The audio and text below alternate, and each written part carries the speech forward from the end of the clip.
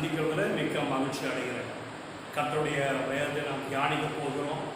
ஜெபத்தோடு கூட கேளுங்கள். கர்த்தர் உங்களை ஆசீர்வதிப்பாராக. ஜெபம் பண்ணுவோம். நல்ல ஆண்டவரே, அருமையான நல்ல கர்த்தருடைய நாளுக்காக ஸ்தோத்திரம். ஆண்டவரே, இந்த வேத வசனங்களை எங்களுக்கு ஆசீர்வதித்தாங்க. ஆவியானவர் இதை நாங்கள் தியானிக்கும்படியாய், அதை புரிந்து கொள்ளும்படியாய் கர்த்தர் எங்கள் மன கண்களை திறக்க வேண்டுமாய் நாங்கள் ஜெபிக்கிறோம். இயேசுவின் நாமத்தில் ஜெபிக்கிறோம். நல்ல பிதாவே, ஆமென். நாம் மறுபடியுமாய் 119ஆம் சங்கீதத்தை நாம் தியானிக்க கடந்து வந்திருக்கிறோம். இந்த நாளிலே கூட 119ஆம் சங்கீதம் 41ஆம் வசனத்திலிருந்து 48வது வசனத்தை வரையில் நாம் தியானிக்க போகிறோம். அதற்கு ஆதார வசனமாய் நான் ஒரு வசனத்தை வாசிக்க விரும்புகிறேன். 119ஆம் சங்கீதம் 7வது வசனம். உம்முடைய நீதி நியாயங்களை நான் கற்றுக்கொள்ளும் பொழுது செம்மையான இருதயத்தால் உம்மை துதிப்பேன். 119ஆம் சங்கீதம், நான் தேவனுடைய நீதி நியாயங்களை எப்படி கற்றுக்கொள்வது, ஒரு கிறிஸ்துவ வாழ்க்கையை எப்படி வாழ்வது, தேவனுடைய பிரமாணத்திற்கு உட்பட்டு நம்முடைய வாழ்க்கை எப்படி இருக்க வேண்டும் என்று சொல்லி இந்த 119ஆம் சங்கீதம் நமக்கு கற்றுக் கொடுக்கிறது. முதலாவதாக 41வது வசனம், 42வது வசனத்தை நாம் வாசிப்போம். கர்த்தாவே, உம்முடைய வாக்கின்படி உமது தயவும் உமது ரட்சிப்பும் எனக்கு வருவதாக. அப்பொழுது என்னை நிந்திக்கிறவனுக்கு உத்தரவு சொல்லுவேன். உம்முடைய வசனத்தை நம்பி இருக்கிறேன். இங்க சங்கீதக்காரன் இந்த 2 வசனத்துல தன்னுடைய நெருக்கத்தின் மத்தியில அவன் கெஞ்சுகிறான். இந்த சங்கீதக்காரன் இந்த வேத பகுதிக்கு அவன் ஒரு தலைப்பை கொடுக்கிறான். வேத வசனத்தினாலே உண்டாகிற விடுதலை.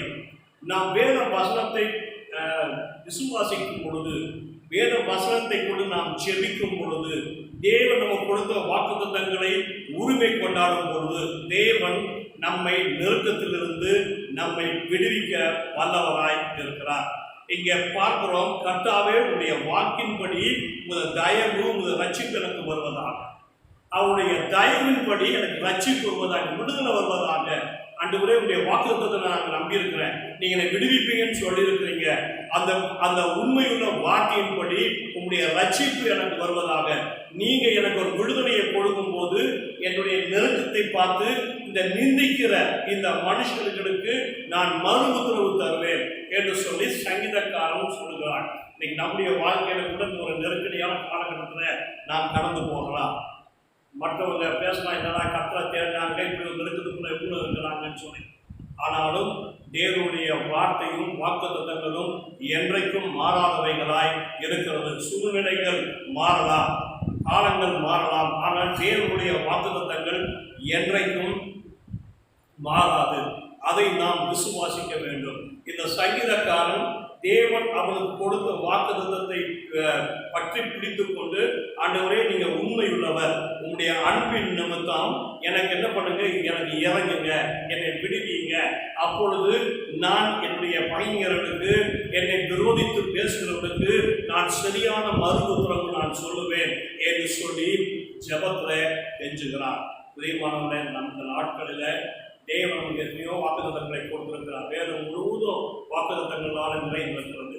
அந்த வாக்குத்தத்தங்கள் எல்லாம் இயேசு கிறிஸ்துவுக்குள்ளாய் ஆம் என்றும் ஆமென் என்றும் இருக்கிறது. நாம் அவைகளை உரிமை கொண்டாட வேண்டியது அவசியம். அதை பிடித்து கொண்டு நாம் ஜெபிக்க வேண்டியது அவசியம். அதே சங்கீதத்துல 77வது வசனத்தை நாம் வாசிப்போம். நான் பிழைத்திருக்கும்படிக்கு உமது இரக்கங்கள் எனக்கு கிடைப்பதாக. உம்முடைய வேதம் என் மன மகிழ்ச்சி. இங்க இதைதான் மறுபடியும் இந்த சங்கீதக்காரர் 77வது வசனத்துல அவன் சொல்லுகிறான், நான் பிழைத்திருக்கும்படி. ஆண்டவரே, என்னுடைய ஆத்துமா தோய்ந்து போயிடுச்சு, சாகர நிலைமைக்கு போயிடுச்சு. நீங்க என்ன பண்ணுங்க, நீங்க பிழைத்திருக்கும்படி எனக்கு என்ன பண்ணுங்க, உங்களுடைய இரக்கத்தை தாங்க, உங்களுடைய அன்பை காமிங்க, உங்களுடைய வாக்குத்தத்தத்தை நினைவு கூறுங்க. அப்போது நான் என்ன பண்ணுவேன், நான் மன மகிழ்ச்சியா, உங்களுடைய வேதத்துல மன மகிழ்ச்சியா இருப்பேன். இந்த சங்கீதக்காரர் ஒரு நல்ல ஒரு காரியம் சொன்னா, எனக்கு சூழ்நிலைகள் எப்படி இருந்தாலும் நான் வேத வசனத்துல மன மகிழ்ச்சியா இருப்பேன். அந்த வேத வசனத்துடைய மன மகிழ்ச்சி சூழ்நிலைகள் அவனை பிரிக்கவில்லை. பிரியமானவர், இன்னைக்கு நம்முடைய வாழ்க்கையில நமக்கு இந்த லாக்டவுன் பீரியட் கிட்டத்தட்ட 100 நாள் ஆகிப்போச்சு. இந்த காலகட்டங்கள் நம் வேத வசனத்தை தியானிக்கிற காலகட்டங்கள். பெற்றோர்கள் உங்கள் சிறு பிள்ளைகளுக்கு வேத வசனங்களை கற்றுக் கொடுக்குற காலம்.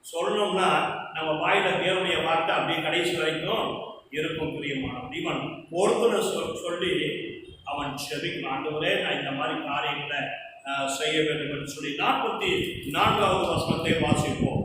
நான் எப்பொழுதும் என்றென்றைக்கும் உமது வேதத்தை காத்துக் கொள்ளுவேன்.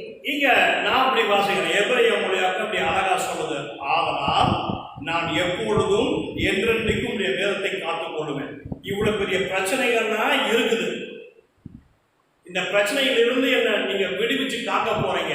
அதனால நான் என்ன பண்ண போறேன், இவன் ஒரு தீர்மானம் எடுக்கிறான், ஆதலால் நான் எப்பொழுதும் என்றென்றைக்கும் உமது வேதத்தை காத்துக் கொள்ளுவேன்.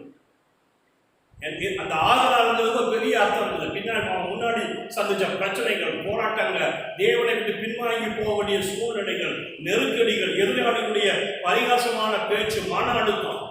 நீங்க பாருங்க, இந்த கொரோனா காலகட்டத்தில் மன அழுத்தம், அவருடைய பிரச்சனைகளை எதிர்கொள்ள முடியல, டிப்ரெஷன். அதனால எல்லாரும் தப்பான ஒரு முடிவுக்கு எடுத்துறாங்க. எவ்வளவு பரிதாபமான காரியம். இவனுக்கு கூட அப்படி ஒரு நெருக்கடியான காலம் இருந்துச்சு. ஆனால் அந்த டிப்ரெஷன் எல்லாத்தையும் என்ன பண்ணா, தேவனுடைய வார்த்தையினாலே தேவனுக்கு கொடுத்த வாக்குத்தத்தங்களை மனதிலே ஞாபகம் வைத்து அவைகளை எல்லாம் மேற்கொண்டான். புரியுமா? இன்றைக்கு நம்ம ஒப்பு கொடுக்க வேண்டியது அவசியமானது. அதனால் நான் எப்பொழுதும் என்றென்றைக்கும், இன்னைக்கு மாத்திரம் இல்லை ஆண்டவரே, இந்த கொரோனா காலத்தில் மாத்திரம் இல்லை, என்னுடைய மறுபடியும் என்னுடைய ஒரு ரொட்டீன் லைஃப், திரும்ப வேண்டிய வழக்கமான காலகட்டங்களுடைய வாழ்க்கையில வரும்போதும் நான் என்ன பண்ணுவேன், உங்களுடைய வேதத்தை காத்துக்கொள்வேன். வேதத்தை காத்துக்கொள்ளும் என்றால் நான் வேதத்தின்படி நடப்பேன். வேதத்தினுடைய வார்த்தைகளை மிஞ்சி எங்கேயும் போக மாட்டேன். சில 2 பேர் ஜனங்கள் இருக்கிறாங்க, நெருக்கடி காலகட்டங்களில் தேவனுடைய வார்த்தையை பற்றி பிடிச்சி தேவனுக்கு நேரம் நெருங்கி வைப்பாங்க. இருக்கிற ஜனங்க நெருக்கடி இல்லாமல் விசாலமா இருக்கிற நாட்களில் தேவனுடைய வார்த்தை எப்படி நடப்பாங்க. இவங்க நெருக்கடி வந்தா மாட்டிக்குவாங்க, அவங்க விசாலம் வந்தா மாட்டிக்குவாங்க. ஆனா இவன் என்ன சொல்லுகிறான், என்றென்றைக்கும் எப்பொழுதும் உடைய வேதத்தை காத்து நடப்பேன். வாழ்க்கையில தேவனுடைய வார்த்தையை மிஞ்சி நான் நடக்க மாட்டேன். என்னுடைய ஜீவியம் தேவனுடைய வார்த்தை ஒத்த ஜீவியமாய் இருக்கும் என்று சொல்லுகிறார். வாசிப்போம் 33வது வசனம், 34வது வசனம். கர்த்தாவே, உமது பிரமாணங்களின் வழியை எனக்கு போதியும், முடிவு பரியந்தம் நான் அதை காத்துக்கொள்வேன். செபிக்கிறான், ஆண்டவரே எனக்கு என்ன பண்ணுங்க, முடிவு பரியந்தம் நான் என்ன பண்ணுவேன், எனக்கு காத்துக்கொள்ள, எனக்கு டீச் பண்ணுங்க. போதியும் என்கிற வார்த்தை இந்த 119ஆம் சங்கீதத்துல 9 முறை உபயோகிச்சிருக்கிறான். போதியும் போதியும் போதியும். அப்ப நானும் நீங்கள் இந்த நாட்களில் ஆண்டவரே எனக்கு வார்த்தையை போதிங்க. சத்திய ஆவியாளர் உள்ளத்துல வரும்பொழுது அவருக்கு சகல சத்தியத்துக்குள்ளே உங்களை வழி நடத்துவார். ஆவியாளர்கிட்ட கேட்கணும், ஆவியாளர்களே நீங்க என்ன பண்ணுங்க, உங்களுடைய பிரமாணத்தை எனக்கு நீங்க போதிங்க. நீங்க போதிச்சீங்கன்னா நான் என்ன பண்ணுவேன், முடிவு வரைக்கும் நான் என்ன பண்ணுவேன், நான் அதை விட மாட்டேன், முழு இதயத்தோடு நான் கை கொள்வேன். ஒரு அருமையான காரியம். வாசிங்க 34வது வாசகம். எனக்கு உணர்வை தாரும், எனக்கு உணர்வை தாங்க, அப்பொழுது நான் உமது வேதத்தை பற்றி கொண்டு, எனக்கு அண்டர்ஸ்டாண்டிங் தாங்க, எனக்கு புரிந்து கொள்ள உதவி செய்யுங்க. உங்களுடைய வேத வசனத்தை புரிந்து கொள்ள உதவி செய்யுங்க. இன்னைக்கு வேத வசனத்தை புரியாமையே படிக்கிறாங்க, வேத வசனத்தை புரியாமையே தியானிக்கிறாங்க. இன்னைக்கு ஒவ்வொரு நாள் காலையில் வேத புத்தகத்தை எடுத்து நம்ம படிக்கிறதுக்கு முன்னாடி, ஆண்டவரே எனக்கு புரிந்து கொள்ள உதவி செய்யும். சயின்ஸ் வாதியாரு சயின்ஸை புரியுற மாதிரி நடத்துவார். இந்த வேதத்தை எழுதின ஆவியானவர் நமக்கு அவர் மாத்திரம் தான் என்ன பண்ண முடியும், நம்ம புரிந்து கொள்ளும்படிக்கு நம்மை வழி நடத்த முடியும். நம்ம ஒவ்வொரு முறையும் காலையில் எழுந்து வேதத்தை தியானிக்கும் பொழுது நம்ம செபிக்கும், ஆண்டவரை எனக்கு உணர்வை தாங்க, அண்டர்ஸ்டாண்டிங் பவர் தாங்க, இந்த வேத வசனத்தை நான் புரிந்து கொள்ள எனக்கு உதவி செய்யுங்க அப்படின்னு சொல்லி நம்ம செபிக்க வேண்டியது அவசியமான ஒரு காரியம். இங்க ஒரு வசனத்தை வாசிக்கணும். இந்த 112வது வசனத்தை வாசிக்கணும். உமது அடியேனுக்கு நன்மையாக துணை நில்லும், அகங்காரிகள் என்னை ஒடுக்க ஒட்டாதேயும். 112. முடிவு பரியந்தம் இடைவிடாமல் உடைய பிரமாணங்களின்படி செய்ய என் இருதயத்தை சாய்த்தேன். இங்க அவன் சொல்லுகிறான், என் இருதயத்தை சாய்த்தேன். நம்ம இருதயத்தை சாய்க்கணும். வேதத்துல வந்துட்டு இந்த இருதயத்தை சாய்த்தேன் என்கிற முறை 7 தடவை 7 பேர் வெவ்வேறு காலகட்டத்தில் அங்க சொல்லலாம். இன்னைக்கு நானும் நீங்களும் நம்ம இருதயத்தை சாயப்படும். அதனால தான் சாலமோன் 1 ராஜாக்கள் 8ஆம் அதிகாரம் 58வது வசனத்தில் அவனுடைய ஜெபத்துல அவன் இப்படியாய் அவன் ஜெபிக்கிறான். வாசிப்போம். நாம் அவருடைய வழிகளில் எல்லாம் நடக்கிறதற்கும் அவர் நம்முடைய பிதாக்களுக்கு கட்டளையிட்ட அவருடைய கற்பனைகளையும் அவருடைய கட்டளைகளையும் அவருடைய நியாயங்களையும் கை கொள்ளுகிறதற்கும் நம்முடைய இருதயத்தை தம்மிடத்தில் சாய பண்ணுவாராக. நம்முடைய இருதயத்தை அவரிடத்துல சாய பண்ணுவாராக ஜெபிக்கிறோம். இன்னைக்கு நானும் நீங்களும் நம்ம ஜெபத்துல ஒரு காரியத்தை ஜெபிக்கிற ஆண்டவரே என்னுடைய இருதயத்தை உங்க பக்கமா சாய பண்ணுங்க. நம்ம இருதயம் சாயறதுக்கு 2 இடம் இருக்குது. ஒண்ணு உலகம், இன்னொன்னு தேவனுடைய காரியம். அப்ப இங்க அவன் அன்னைக்கே ஷோ பண்ணிட்டான் சாலமோன் ராஜா, எங்க இருதயத்துல என்ன பண்ணுங்க, உங்க பக்கமா சாய பண்ணுங்க. இப்ப நம்ம ஜெபிக்கணும், ஆண்டவரே எங்க இருதயத்தை எல்லாத்தையும் உங்க பக்கமா சாய பண்ணுங்க. நான் உங்களே எங்க இருதயம் உங்களை சார்ந்தே இருக்கணும் ஆண்டவரே அப்படின்னு சொல்லி நாம் செபிக்க வேண்டியது அவசியமான காரியம். 45வது வசனத்தை நாம் வாசிப்போம். நான் உம்முடைய கட்டளைகளை ஆராய்கிறபடியால் விசாலத்திலே நடப்பேன். நான் உங்களுடைய கட்டளைகளை ஆராய்ச்சி செய்கிறபடியா, தியானிக்கிறபடியா நான் என்ன பண்ணுவேன், விசாலத்தில் நடப்பேன். இந்த முதல்ல 41ஆம் வசனம் சொல்லிட்டு வந்தேன், நான் நெருக்கடியெல்லாம் சொல்லிட்டு வந்தானே. நான் வேதத்தை நான் ஆராய ஆரம்பிச்சேன்னா தேவன் என்ன பண்ணுவார், என்னைய இந்த நெருக்கடியிலிருந்து என்னை விடுவிச்சு ஒரு இலைப்பாலான ஒரு வழியில என்னை கொண்டு போவார். அதனால்தான் சங்கீதம் 1ஆம் சங்கீதம் 2வது வசனம் 3வது வசனத்துல பார்க்கிறோம், இரவும் பகலும் தியானமா இருக்கிற மனுஷன் பாக்கியம். அவன் நேர்காலங்கள் ஓரமா நடப்பட்டு அதில் காலத்திலே கனித்தந்து இடையில்லாத மறந்த போல இருக்கிறான். அவன் செய்வதெல்லாம் வாய்க்கும், ஒரு விடுதலையான வாழ்க்கை. நீங்க நம்முடைய கையில் பிரயாசத்துல விடுதலை, குடும்பத்துல விடுதலை இல்லை. காரணம் என்னன்னா அவருடைய கட்டளைகளை தியானிக்கிறது. நாம் அவருடைய கட்டளைகளை தியானிச்சா தேவன் நம்மோடு கூட பேசுவார், நம்முடைய குறைகளை சரி செய்வார், நம்மை ஒரு விசாலத்திற்குள்ளே நம்மை நடத்தி செல்லுவார். புரியுமா? நாம் வேதத்தை தியானிக்கணும். வாசிப்பு 32வது வசனம்.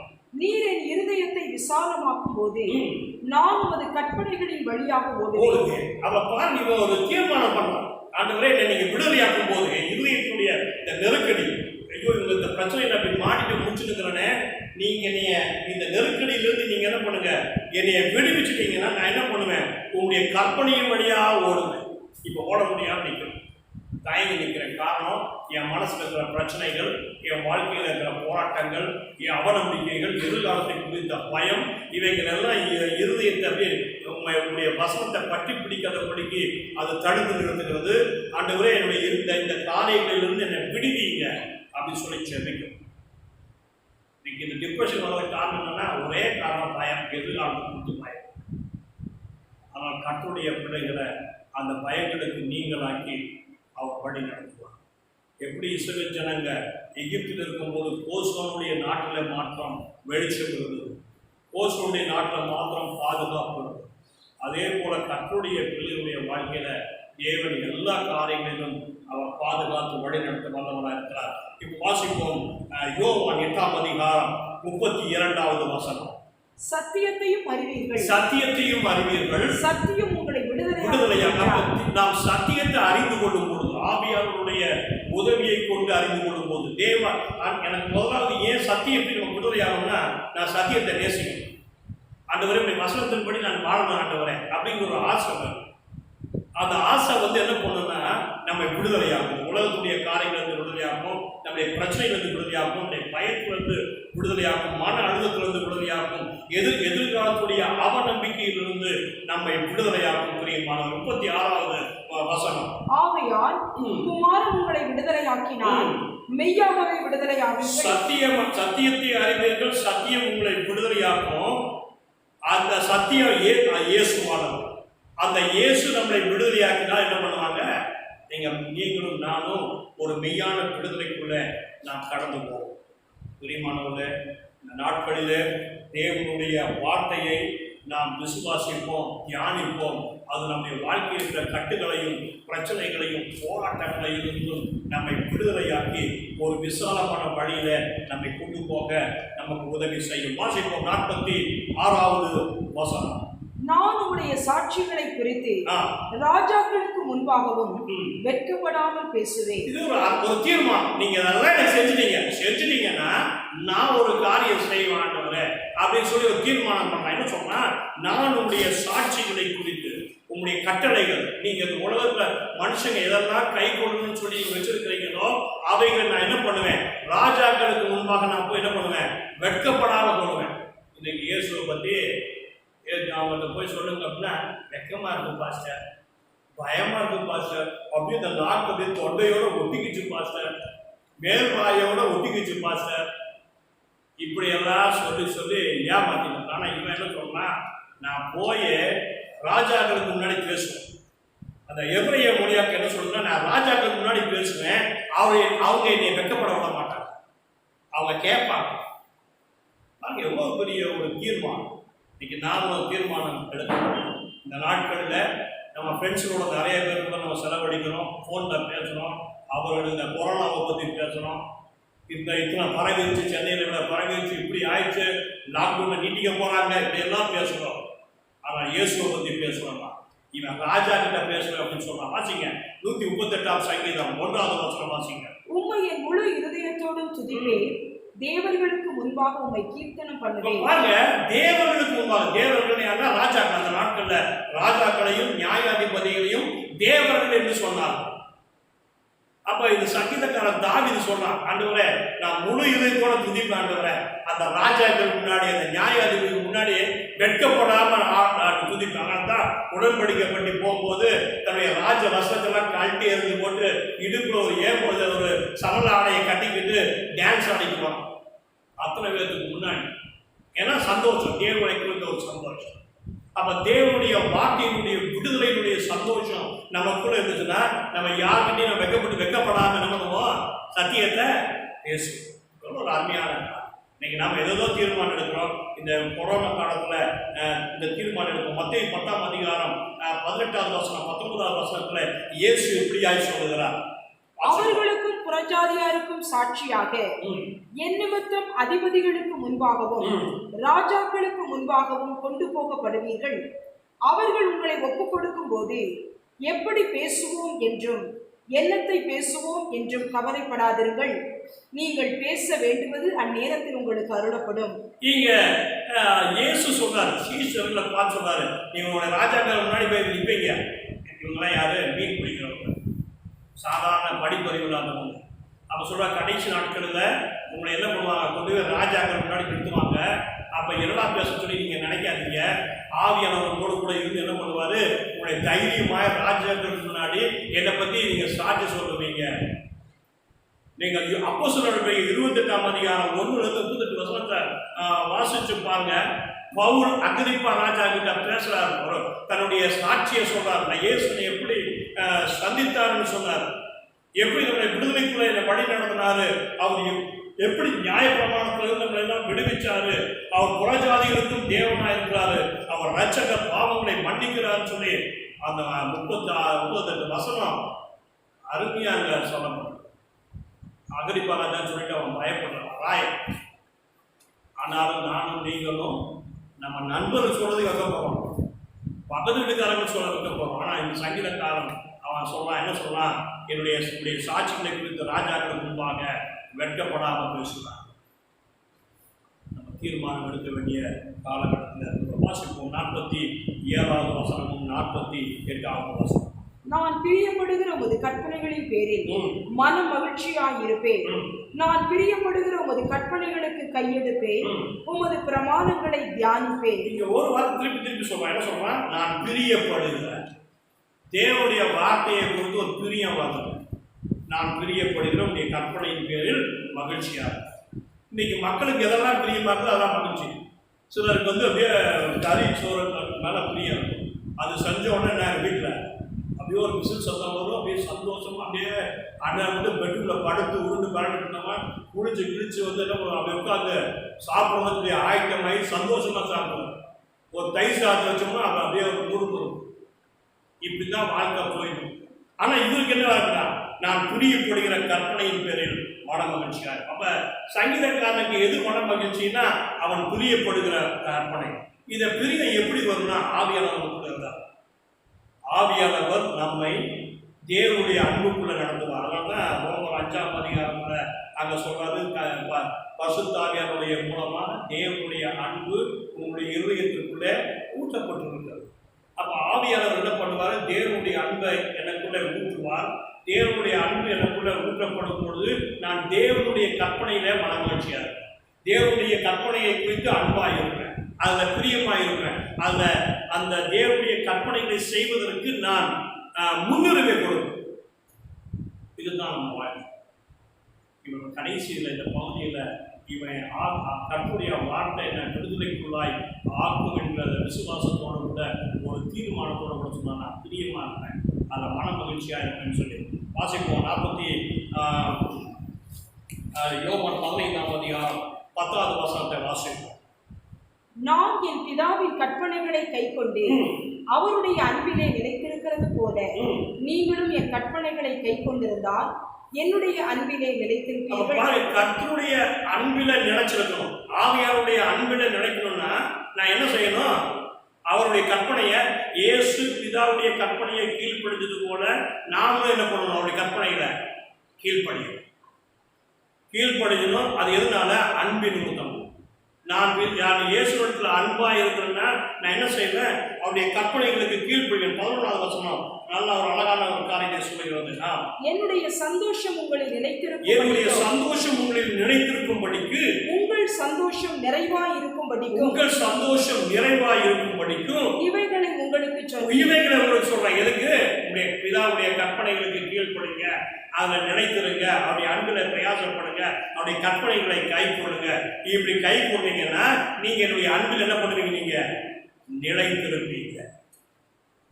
புரியுமானவங்க? அன்னைக்கு இந்த இயேசு அப்ப சொன்னதை சங்கீதக்காரன் அன்னைக்கே அவன் சொல்லி, உங்களுடைய கற்பனையில நீ விடுவிச்சீங்கன்னா நான் என்ன பண்ணுவேன்? உங்களுடைய பிரியமான உங்களுடைய கற்பனையின் பேரில் நான் மன மகிழ்ச்சியாக இருப்பேன். 47வது வசனம் சொல்றது, கற்பனையின் பேரில் மன மகிழ்ச்சியாக இருக்கிறேன். திரும்ப திரும்ப கூறி தன்னுடைய பிரியத்தை வெளிப்படுத்துகிறார். இந்த சங்கீதம், அந்த 119ஆம் சங்கீதம் 1லிருந்து கடைசி வரைக்கும் இந்த சங்கீதக்காரனுடைய ஒரு மோட்டிவேஷன் என்னன்னா, தேவனுடைய வார்த்தை மேல இருக்கிற பிரியம். அப்ப இந்த தேவனுடைய வார்த்தை மேல இருக்கிற பிரியம் நம்முடைய வாழ்க்கையினுடைய நெருக்கடியிலிருந்து, அவநம்பிக்கையிலிருந்து, அவிசுவாசமான காய்ந்திருந்து, எதிர்காலத்துக்கு இருந்த பயத்திலிருந்து, மன அழுத்தத்திலிருந்து நம்மை விடுதலையாகும். பிரியமா, இந்த நாளில் இந்த சங்கீதக்காரனுடைய அனுபவம் நம்முடைய அனுபவமாய் மாறட்டும். கர்த்தருடைய ஆசீர்வதிப்பாராக. ஜெபம் பண்ணுவோம். எங்கள் மகா பரிசுத்தம் உள்ள எங்கள் அன்பின் ஆண்டவரே, இந்த அருமையான நல்ல நாடுக்கான ஸ்தோத்திரம், வார்த்தைக்கான ஸ்தோத்திரம். ஆண்டவரே, இந்த சங்கீதம் 119ஆம் சங்கீதம் 41ஆம் வசனம் 48 வசனங்கள் சொல்லப்பட்ட இந்த விடுதலையின் அனுபவம் எங்களுக்குள்ளே கடந்து வருவதாக, உங்களுடைய வார்த்தையை தியானிக்கிறதுனால, உங்களுடைய வார்த்தையை பிரியப்படுத்துகிறதுனால, ஆண்டவரே உங்களுடைய வார்த்தையை கை கொள்ளுகிறதுனால உண்டாகிற அந்த விடுதலை எங்களுடைய வாழ்க்கையில கடந்து வர வேண்டுமாய் செபிக்கிறோம். இதை கேட்கிற கர்த்தருடைய பிள்ளைகளுடைய வாழ்க்கையில கடந்து வர வேண்டுமா நான் செபிக்கிறேன். ஆண்டவரே, இந்த ஆண்டவரே இந்த வீடியோவை பார்க்குற ஒவ்வொருவரையும் கர்த்தர் ஆசீர்வதிங்க. இந்த நெருக்கடியான காலகட்டத்தில் என் தேவனுடைய வார்த்தையின் மேலே அவர் விசுவாசமாய் நின்று இவைகளை மேற்கொள்ள கர்த்தர் உதவி செய்ய வேண்டுமா நாங்கள் செபிக்கிறோம். சுகப்படுத்துங்க. இந்த கொள்ளை நோய் உங்களுடைய ஜனத்தை விட்டு ஆண்டவரே தூரப்படுத்துங்க. எங்கள் தமிழ்நாட்டை விட்டு தூரப்படுத்துங்க. ஆண்டவரே எங்களுடைய இந்திய தேசத்தை விட்டு தூரப்படுத்துங்க. ஆண்டவரே உங்களுடைய ஜனங்களை காக்க வேண்டுமா நான் செபிக்கிறேன். தாழ்த்தி ஒப்பு கொடுக்கிறேன். இயேசுவின் நாமத்தில் செபிக்கிறேன் நல்ல பிதாவே, ஆமென். என் ஆத்மாவே கர்த்தரை ஸ்தோத்திரி, என் முழுவதுமே பரிசுத்த நாமத்தை ஸ்தோத்திரி. என் ஆத்மாவே கர்த்தரை ஸ்தோத்திரி, அவர் செய்த சகல உபகாரங்களையும் மறவாதே. ஆமென். நம்முடைய கர்த்தராகிய இயேசுவின் கிருபையும் பிதாவுடைய அன்பும் பரிசுத்தாவுடைய அன்போடு ஐக்கியமும் சதா காலம் அனைவரும் கொடுப்பதாக. ஆமென், ஆமென். கர்த்தர் உங்களை ஆசீர்வதிப்பாராக.